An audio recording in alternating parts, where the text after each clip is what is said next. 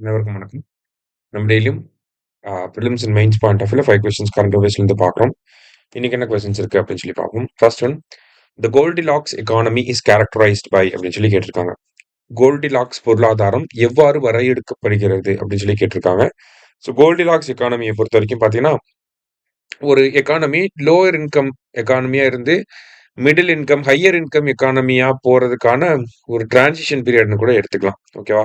இந்த கோல்டிலாக்ஸ் எக்கானமிய கடந்து தான் நம்ம எல்லா லோ இன்கம் கண்ட்ரியா இருக்கிறவங்க ஹை இன்கம் கண்ட்ரியா மாறுவாங்க. இந்த ஒரு ஃபேஸ கடந்து தான் போகணும். அப்ப இந்த கோல்டிலாக்ஸ் எக்கானமி அப்படின்னா என்னெல்லாம் கேரக்டரிஸ்டிக்ஸ் இருக்கு அப்படின்னா, ஃபர்ஸ்ட் லோ இன்ஃப்ளேஷன். ஓகேவா? பொருளாதாரத்துல நம்மளுடைய அந்த பணவீக்கம் கம்மியா இருக்கும். லோ இன்ஃப்ளேஷன் அப்படின்னா நமக்கு இப்போ ஆர்பிஐ என்ன சொல்றாங்கன்னா, நம்மளோட இன்ஃப்ளேஷன் 3.1% தான் ப்ரொஜெக்ட் பண்றாங்க. மாடரேட் எக்கனாமிக் growth ஒரு 6-7% growth நம்ம கொண்டு வந்துட்டு இருக்கோம். அப்ப இதுவுமே வரும். ஸ்டேபிள் எக்கானமியா இருக்கு. இன்டர்நேஷனல் லெவல்ல பிரஷர் இருந்தாலுமே நம்ம எக்கானமில பெரிய அளவுல ஒரு அன்ஸ்டேபிள்னஸ் அப்படிங்கிறது கிடையாது. அடுத்ததா லோ அன்எம்ப்ளாய்மென்ட் அப்படிங்கிறத சொல்றாங்க. இப்போ அரௌண்ட் 4% கிட்ட இருக்கு இல்லையா? ஸோ அப்ப இந்த மாதிரியான கேரக்டரிஸ்டிக்ஸ் எல்லாமே நம்மளோட இந்தியன் எக்கானமிக்கும் பொருந்தது. அப்ப இந்தியன் எக்கானமி என்ன சொல்றாங்க? கோல்டிலாக்ஸ் பீரியட நோக்கி போகுது அப்படின்னு சொல்லி சொல்லுவாங்க. சரியா? ஸோ கோல்டிலாக்ஸ் எக்கானமி அப்படின்னா இந்த 4 கேரக்டரிஸ்டிக்ஸும் வரணும். ஓகேவா? ஸோ ஆல் ஆர் கரெக்ட் அப்படிங்கிறது தான் கரெக்ட் ஆன்சர். அடுத்தது, RBI's Monetary Policy Committee has projected inflation for the year 2025-26 to be 3.1% அப்படின்னு சொல்லி கொடுத்திருக்காங்க. Which of the following are the impacts of low inflation rate அப்படின்னு சொல்லி கேட்டிருக்காங்க. ஸோ ரிசர்வ் வங்கியோடைய பணவீக்க கொள்கை என்ன சொல்லியிருக்காங்க? பணவியல் கொள்கை குழு என்ன சொல்லியிருக்காங்க அப்படின்னா, 2025-26 ஆண்டிற்கான பணவீக்கம் அப்படிங்கிறது 3.1% இருக்கும் அப்படின்னு சொல்லி கணிச்சிருக்காங்க.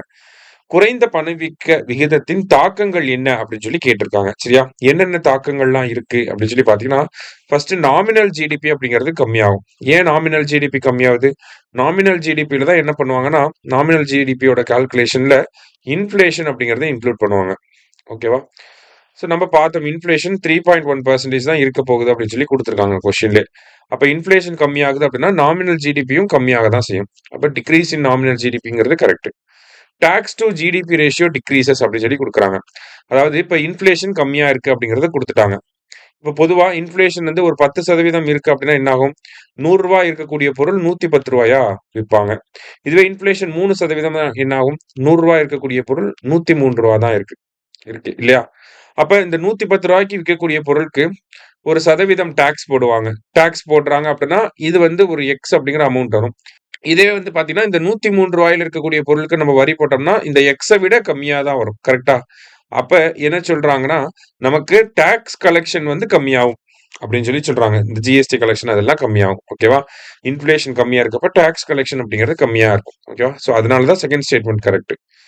தேர்ட் ஸ்டேட்மெண்ட் பாத்தீங்கன்னா, இன்க்ரீஸ் இன் டெப்ட் டு ஜிடிபி ரேஷியோ அப்படின்னு சொல்லி சொல்றாங்க. இப்ப டாக்ஸ் கலெக்ஷன் கம்மியாகுது அப்படின்னா அரசாங்கம் என்ன பண்ணுவாங்க? அவங்களோட ரெவென்யூ வந்து மேட்ச் பண்றதுக்காக பாரோயிங்ஸ் வந்து அதிகமாகும். கடன்களை வந்து அதிகமா வாங்க ஆரம்பிப்பாங்க. கரெக்டா?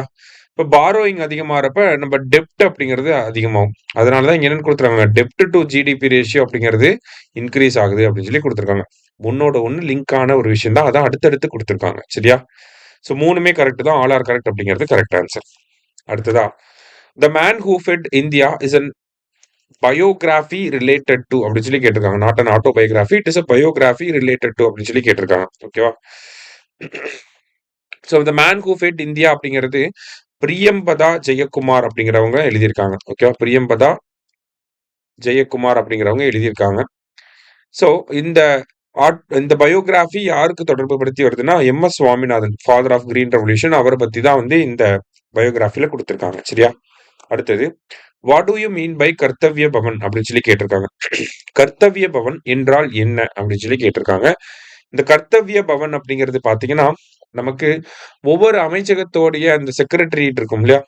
ஒவ்வொரு அமைச்சகத்துக்கும் அந்த ஒரு தனி பில்டிங் அப்படிங்கிறது இருக்கும். அது எல்லாத்தையுமே இன்டகிரேட் பண்ணி ஒரே இடத்திலேயே வந்து எல்லா அமைச்சகங்களும் இருக்கணும் அப்படிங்கிறதுக்காக உருவாக்கப்பட்டதுதான் இந்த கர்த்தவ்ய பவன் அப்படிங்கிறது. சரியா?